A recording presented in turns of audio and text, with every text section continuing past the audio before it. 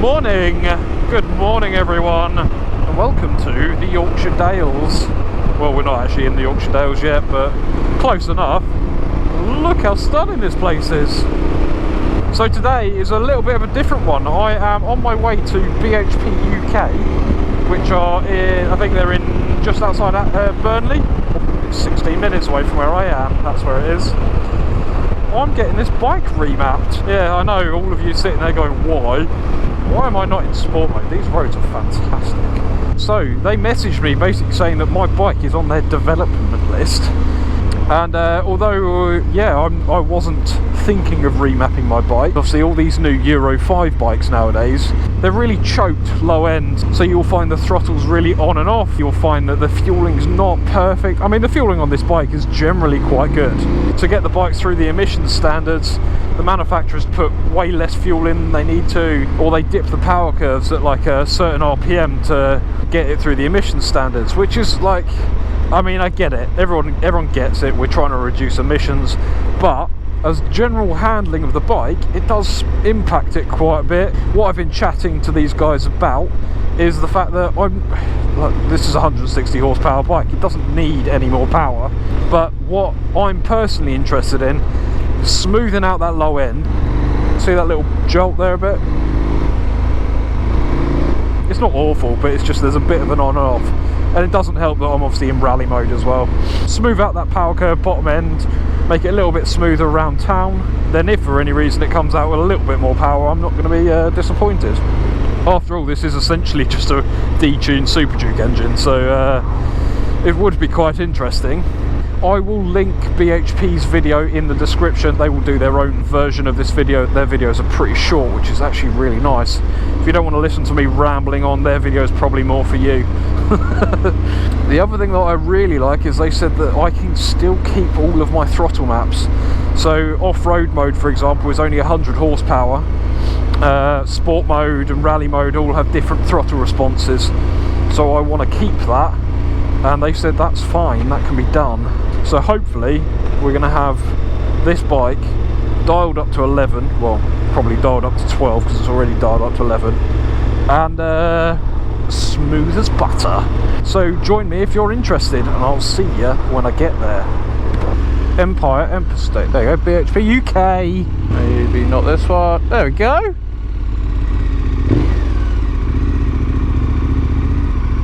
BHP UK. Oh, this is nice. It's Mark from Leeds. No, he's not. Oh yeah. I'm sleeping around here. How you doing? How are you doing? Got a brew as well. Look at that. Next time you guys see me, I'll be on the dyno. After a cup of tea, he will be. After a brew, that is very true. Oh, it rhymes. Welcome to BHP UK. The bike is on the dyno. I know, right? What the guys do originally is they plug it all in, they read the software that KTM put it on as standard. What they've been telling me, and the reason they read it and they also do the dyno test, is that if they don't do the dyno test, there's times that the Cal's just been showing me a map I won't show you because it was a competitor. They plug it in and they put a software on or a map that should in theory work, and then when you actually put it in practice, the power curve is just really jolty and it dips and all sorts of stuff. So what they found out with that particular model is when they put that map on, the standard map was actually better and smoother than the one that this other company put on. It's nothing wrong with the other company because obviously they put on a map that should be better in theory. However, in practice, it didn't work. They've read the bike now, they're just going to plug it into all their systems. I think what they do is they do a few power runs just to see how the bike feels. Then they'll start developing, then they'll start adding little bits to it. Mark from Leeds is currently filming me do a video. Yeah, this is like in videoception, YouTubeception. Did you see all the bits where I've cut them all out? Because it's all shit. The viewers will love it. As I sort of said on the way in, or alluded to on the way in, what all these new bikes and the reason it's getting remapped is, say for example, this is very, very loose terms and I'm not sure if I'm completely right, but say the Euro 5 regulations will measure an engine at idle at 5,000 RPM and at 8,000 RPM. As an example, you'll find that the throttle is really off or like as low as physically possible at idle, which is why when you come onto the power you get that sudden jolt, or you get a bit of a jolt. And then you're finding the rev range as well, accelerate hard up to 4,500 RPM, it suddenly dip off a bit and then it pick up again. And that is because where Euro 5 are measuring, the power curve flattens out so they can meet the emissions regulations. What companies like BHP will do is they'll increase the power, hopefully, and they'll also flatten out those power curves so you'll get a consistent power as you're going up the rev range. If there is a strobe on this, I do apologise, there's about 20 lights in here and they're all different types, so GoPro just cannot deal with any kind of LED light, which is really irritating. Obviously these bikes come out of factory with 160 PS at the crank.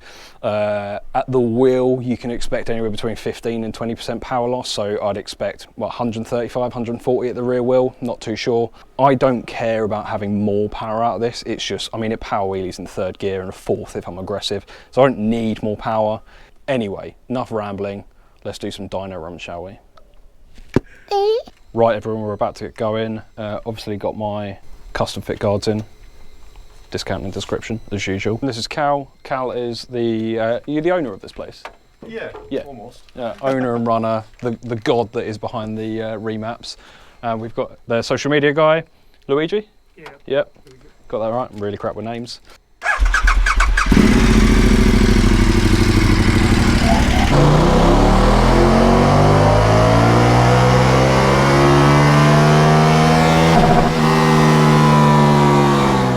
So that's the base runs done.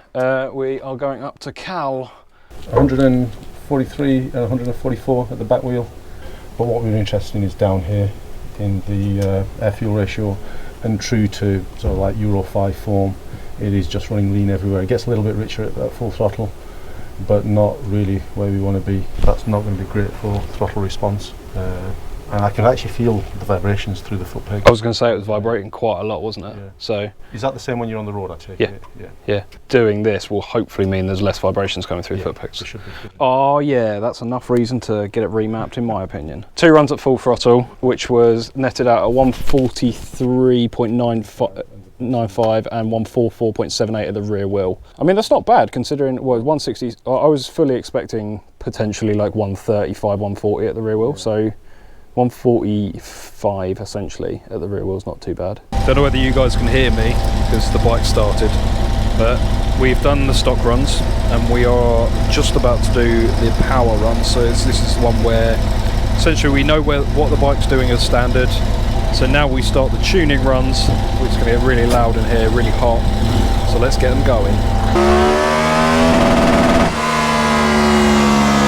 We've done most of the runs, smoothed out the top end. We're currently sitting.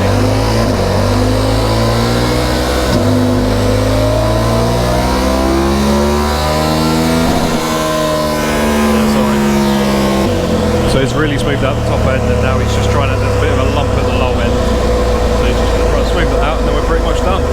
We haven't pretty much been here all day though, it's been quite a lengthy day, but pretty impressed so far. These guys really know what they're doing. Even just chatting to them, they really know what they're doing.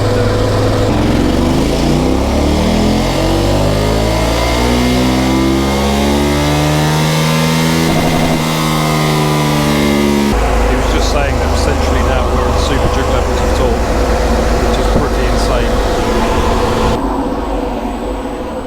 Fueling at top end now is perfect, absolutely spot on, exactly where we want it. 75 is getting there below 6,000 RPM, we still need to put some more fuel in above that, but it's a massive improvement on how much fuel we've put in, and then at the top end it's staying the same. But if you look at the results we're now getting, so red is the map at the moment, and we've really smoothed out the flat spots between 5 and 6 just by putting the fuel in. Now that's a nice linear curve, whereas before we had this bit of a flat spot here where it comes off. That's a solid 8 horsepower more at that. Yeah, thereabouts. Let's have a look. 10 horsepower more at, what's that, 5,500? 5,548. Yeah. I think 5,566. Is 11? Oh, Hey, yes. 11 horsepower more in the mid-range. 10 and a bit. We'll say 11. You always round up, right? 12. Yeah. So you said 151 horsepower at the rear wheel. So that's actually 200. 200, yeah. Amazing. The thing is, the more modifications you make to it, Yeah. you think, right, I need this at the bottom and I need that at the top. Yeah. You try and do them both at the same time. You get crossover. At 1,000 RPM, the engine's going around very slowly.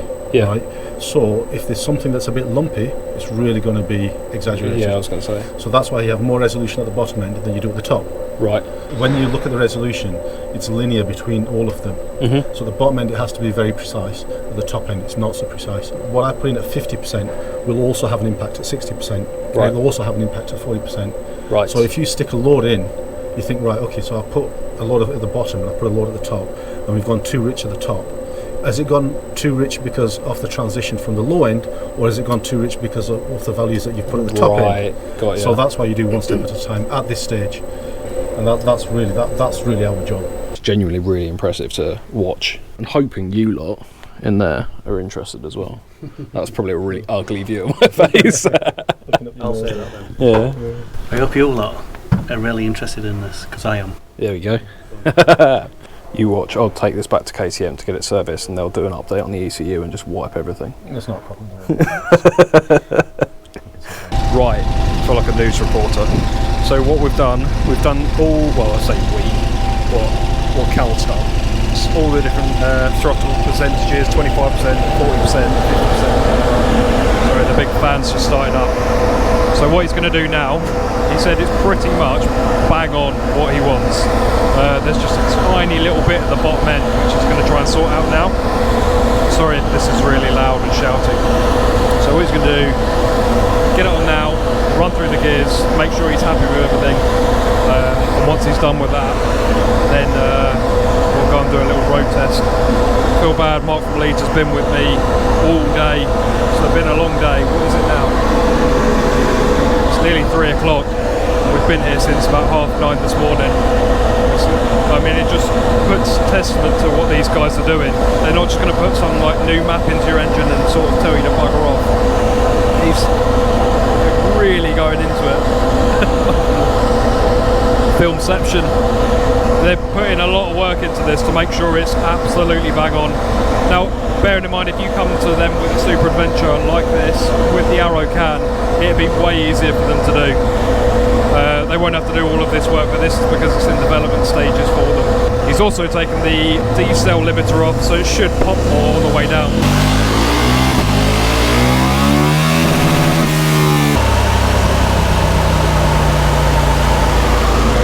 That is popping so much on the D-cell. He just rolls off, you get a lovely little burble.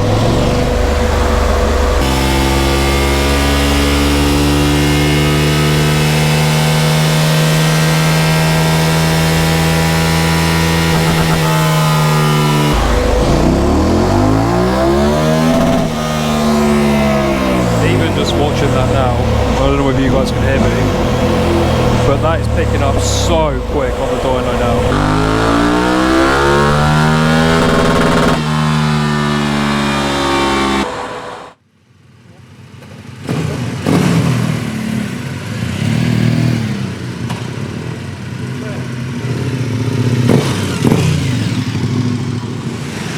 Right, ladies and gents. We're going for a ride. Everything's on. All my rally throttles on and everything. There's noise! That sounds insane! The noise of it! That's so quick. So basically what I'm doing now is I'm just taking it for a quick test ride to see if I'm sort of happy with it. Yeah, it's really quick to pick up now. The noise. That is so punchy. And I'm only in sport throttle mode. Oh my god. This is insane. Right, let's go back into rally mode, shall we? It definitely feels more instant, let's put it that way. It still feels like my bike, but it is so smooth on the accelerator as well. That's really smooth. Picks up lovely. Oh, it's so grunty. Wow. Fuck me.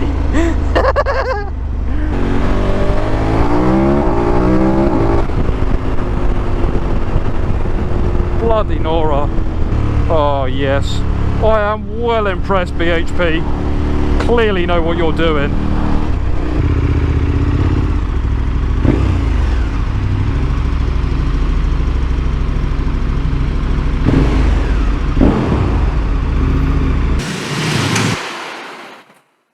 Evening everyone. We are on our way home from our Yorkshire adventures. So yeah, I thought I'd give you a bit of a summary of what the bike's actually like. Now I've ridden it for what, 250 odd miles I think it is.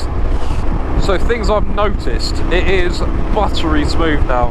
The difference before, where it used to be like, say you're in 4th gear and you try and roll on, there'd be a bit of a dip and then it'd power on. Now that is just, as soon as you touch that throttle, like look, ready, 70, it is just absolutely instant, which is fantastic.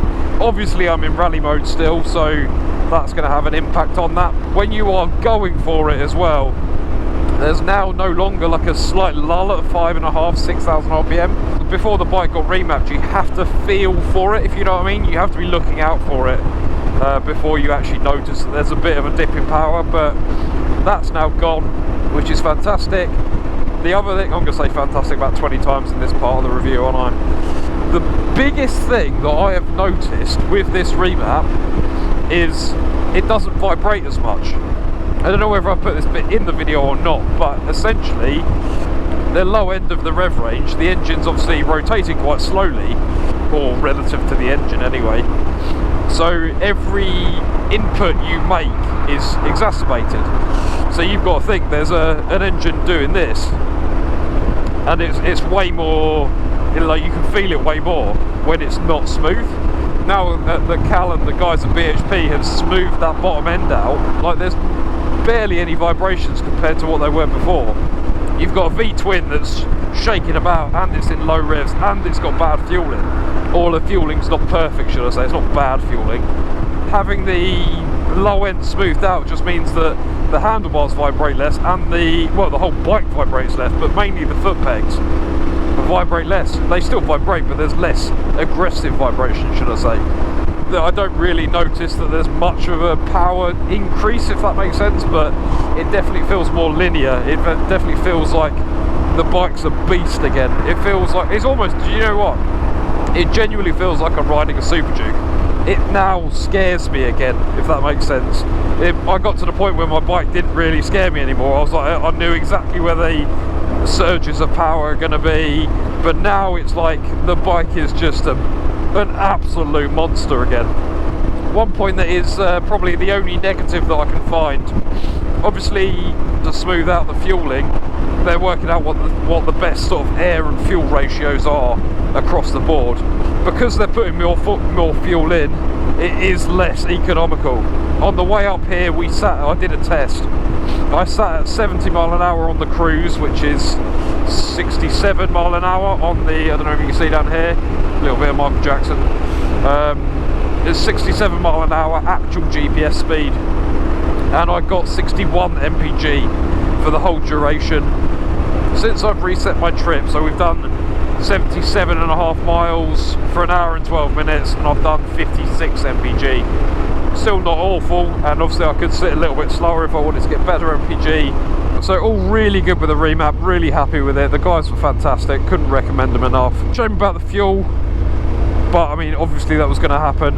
That has kind of scuppered plans for a future video, potentially, depending unless I do another run and that goes up to 60 odd. A few of you will know what I'm talking about if you came to the ride out today. But yeah, so I'm not sure that's going to happen anymore, but we shall see. But yeah, generally, again, if you're watching this, Cal and the guys at BHP, thank you so much. Thank you very much for joining me. We're going to sit on this dark motorway doing 40 mile an hour because roadworks that aren't actually roadworks. And I will see you in next week's video. Bye!